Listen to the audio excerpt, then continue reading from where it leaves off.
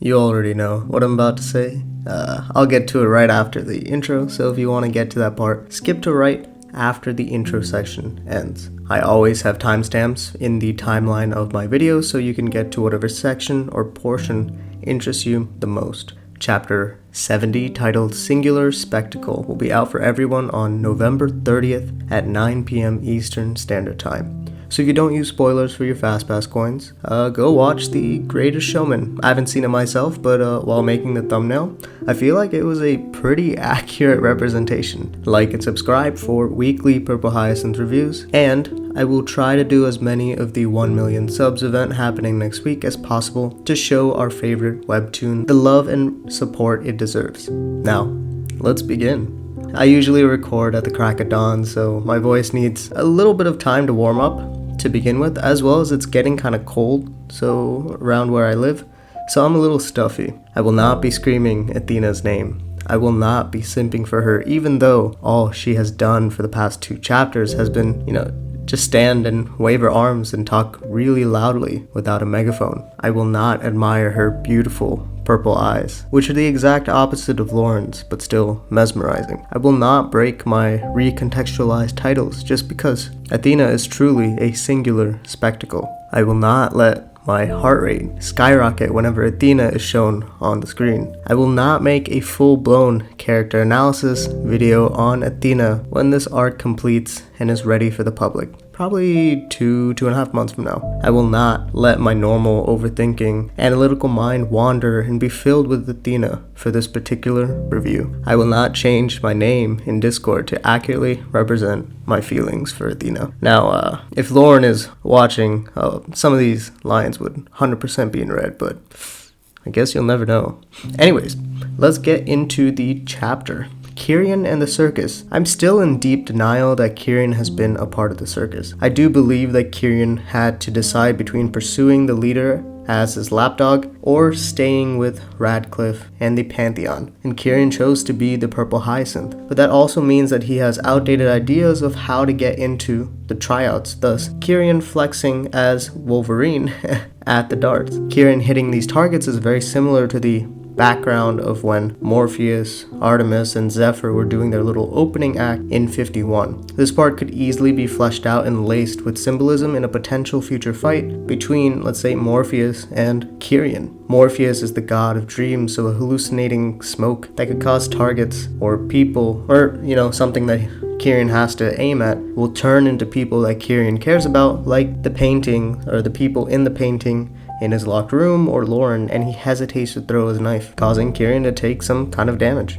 I don't know. I think that would be a pretty cool scene. Auditions are next month, so in January, probably end of January, which is so convenient to our bombing in February/March. The company is so big that people from anywhere and everywhere want to be a part of it and want to join in, unlike when it was first established. So the Phantom Scythe could easily smuggle in operatives through there. Radcliffe has the money to hush and forge any passports if that's a thing in this world. We can talk about the Pantheon a little later. Kieran's eyes when Lauren lies to him that nothing happened it was hard to see. It was hard to, we could see that Kieran definitely knows something's going on. We know that Kieran has been hypersensitive to Lauren's behavior and body language recently, especially when she's uncomfortable, so at least he knows that something is wrong. And we finally get the confirmation that the ball and the circus will happen at the same place at the same time in the corner of District 12. Now, I don't know if Radcliffe would want to bomb at his own place though.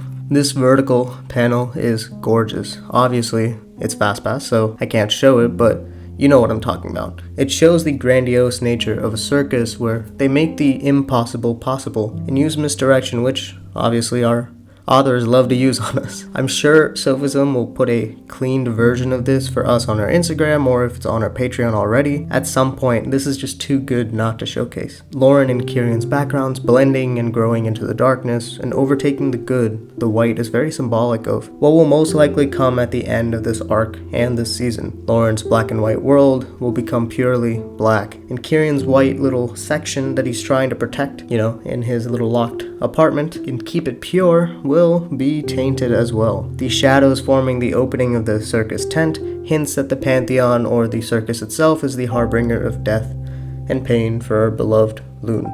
This is not the only amazing use of the vertical medium of webtoons in this episode. The red string of fate that Zephyr plays and floats with. How that red silk comes down from the main source of light, probably in the ceiling or top of the tent, splitting our panels naturally in half to an already split stage is kind of beautiful. The lighting is always exceptional, but how the red catches that light off and reflects everywhere sets such an amazing mood. I had initially thought that the white that Zephyr was using in 51 would be a better representation of the black and white, motif that Lauren symbolizes or kind of goes with, but the red just fits so well with the Circus's aesthetic. I really like this shades of red that were used here compared to when in 65, I believe, we got a brighter red at the end of Welcome to Grayscale, quote unquote. So who do we see in this first number and at the start of the second number? We have Athena, Artemis, Morpheus, Apollo, Eurydice, Orpheus, and Hestia. So from a quick Google search, the members of the Pantheon, the elite of the elite, are the 12 Olympians. Zeus, Hera, Poseidon, Demeter, Athena, Apollo, Artemis, Ares, Hephaestus, God, I never know how to pronounce his name, the blacksmith dude, Erudite, Hermes, and either Hestia or Dionysus. What's interesting is that the original Pantheon is already divided into two sects of those who were the offsprings of Titans, which are Zeus, Poseidon, Hera, Demeter, and Hestia, and then those who are the offsprings of Zeus, which is Athena, Apollo, Artemis, Ares, Aphrodite, Hephaestus,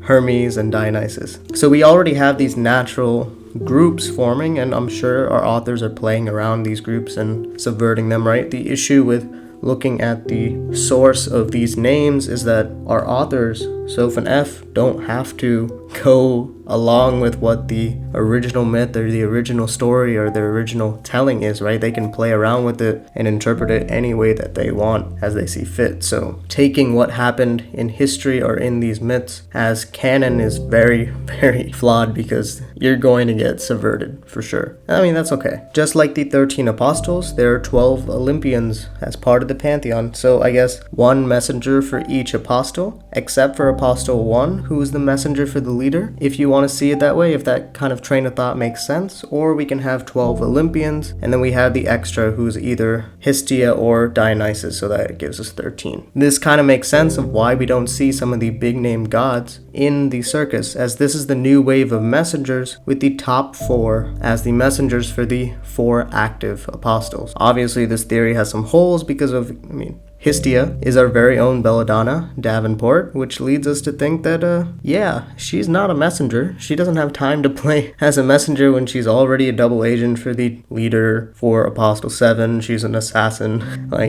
That's a lot of time on her plate that she's already allotted to. I don't know if she also has time to be a messenger. And since Belladonna Davenport is Hestia, that kind of leads us to think that Kieran should have a pretty easy time getting into the Circus himself, since obviously he's the better assassin. I believe the old gods are the offspring of the Titans. Those named characters were originally part of the Circus, part of the elites, and they were killed off when their respective apostles were also killed off. That's why we have members like Morpheus as part of the main 12, or Heracles, even though we haven't really seen Heracles perform yet, so maybe we'll see him in 71. Apollo looks quite familiar to Lauren, who also has the same wrist tattoo.